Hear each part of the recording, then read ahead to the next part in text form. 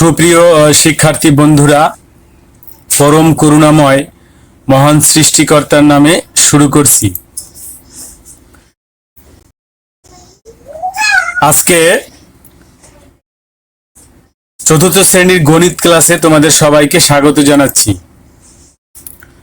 সুপ্রিয় শিক্ষার্থী বন্ধুরা, আমি সিরাজুল হক, সহকারী শিক্ষক, 21 নং নগর বোয়ালিয়া সরকারি প্রাথমিক বিদ্যালয়, জাজিরা, শরীয়তপুর।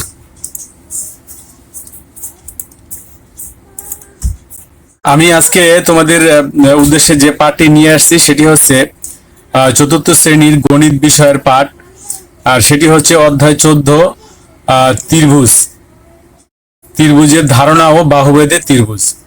সুপ্রিয় শিক্ষার্থী বন্ধুরা, আমি আজকে তোমাদের মাঝে উপস্থাপন করব ত্রিভুজ বিষয়ক পাঠ। আজকের পাঠ শেষে তোমরা যে বিষয়গুলি জানতে পারবে সেগুলি হচ্ছে ত্রিভুজের ধারণা ব্যক্ত করতে পারবে, বাহুভেদে ত্রিভুজের ধারণা ব্যক্ত করতে পারবে, বাহুভেদে বিভিন্ন প্রকার ত্রিভুজ শনাক্ত করতে পারবে। সুপ্রিয় শিক্ষার্থী বন্ধুরা, তোমরা সবাই কেমন আছো?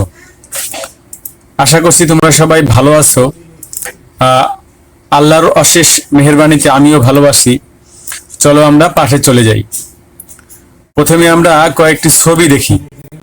এই ছবিতে তোমরা কি দেখতে পাচ্ছ? এখানে কয়েকটি কাগজের টুকরা কাটা রয়েছে বিভিন্ন রকমের, কোনোটার দুই দিকে একরকম, কোনোটার তিন দিকে এক সমান লম্বা, আবার কোনোটার সমান নয়। এখানে আমরা ছবিগুলি যদি আরো স্পষ্টভাবে দেখি তাহলে দেখতে পাচ্ছি যে প্রথম ছবিটি, এটি হলো তিনটি বাহুই সমান, দ্বিতীয়টির দুটি বাহু সমান, তৃতীয়টির একটিও সমান নয়। প্রত্যেকটি ছবির কয়টি কোণা আছে আমরা সেটা যদি একটু চিন্তা করি দেখি, তিনটি কোণা আছে। প্রত্যেকটি ছবির কয়টি বাহু রয়েছে সেটিও যদি আমরা একটু চিন্তা করি আমরা দেখতে পারি যে প্রত্যেকটি ছবিরই তিনটি বাহু রয়েছে। কোন ছবির বা আকৃতির তিনটি কোণা বা বাহু থাকলে তাকে ত্রিভুজ বলে।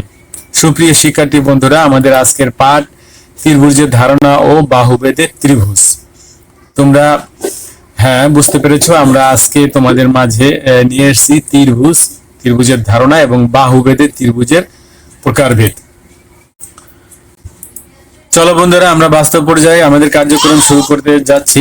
তোমাদের শ্রেণী থেকে তিনজন শিক্ষার্থীকে সামনে এনে তাদেরকে তিনটি পাটকাঠি দিয়ে এমন ভাবে সংযোগ করতে বলবো যেন তিনটি কোণ বিশিষ্ট কোনো ছবি বা আকৃতি তৈরি হয়।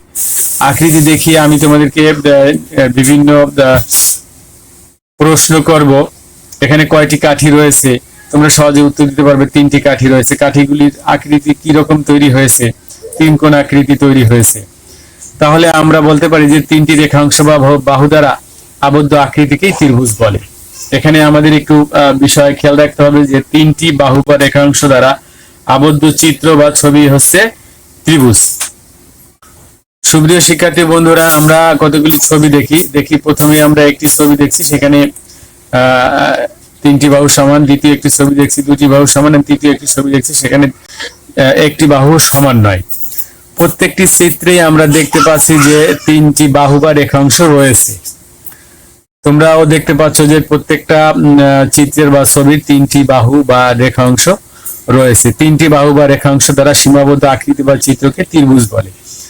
তাহলে আমরা বলতে পারি যে তিনটি বাহু বা রেখাংশ দ্বারা সীমাবদ্ধ আকৃতি বা চিত্রকে ত্রিভুজ বলে। সুপ্রিয় শিক্ষার্থী বন্ধুরা, আমরা এবার ত্রিভুজ অঙ্কন করব। আমরা ক, খ, গ তিনটি রেখাংশ এখানে দেখতে পাচ্ছি।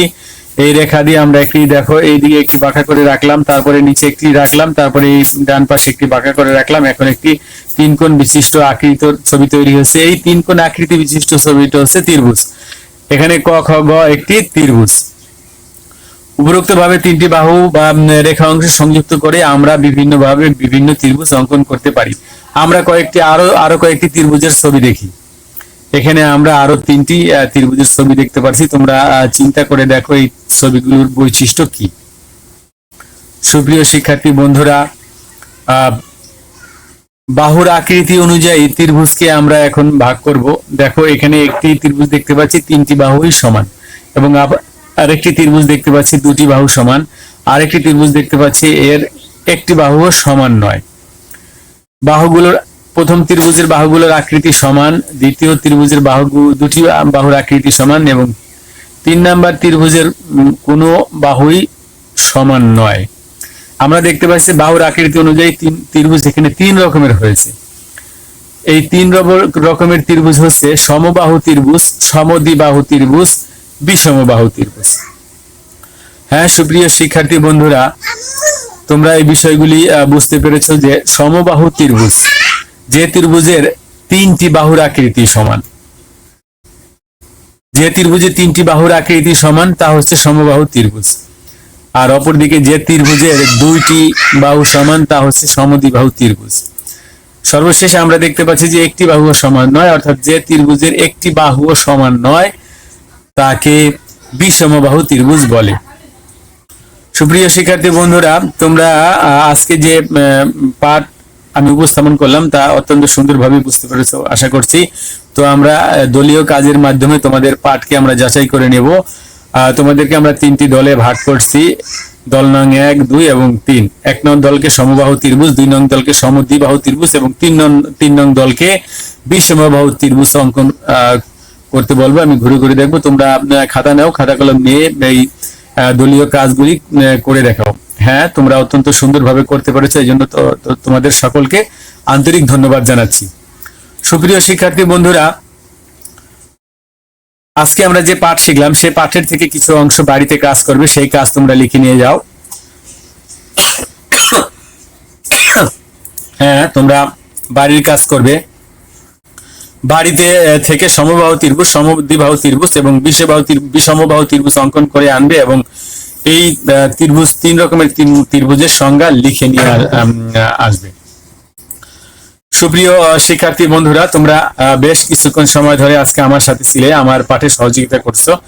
আজকের এই 4র্থ শ্রেণীর গণিত ক্লাসে আমাকে সহযোগিতা করার জন্য তোমাদের সকলকে ধন্যবাদ জানাচ্ছি। তোমরা সবাই ভালো থাকবে। ধন্যবাদ।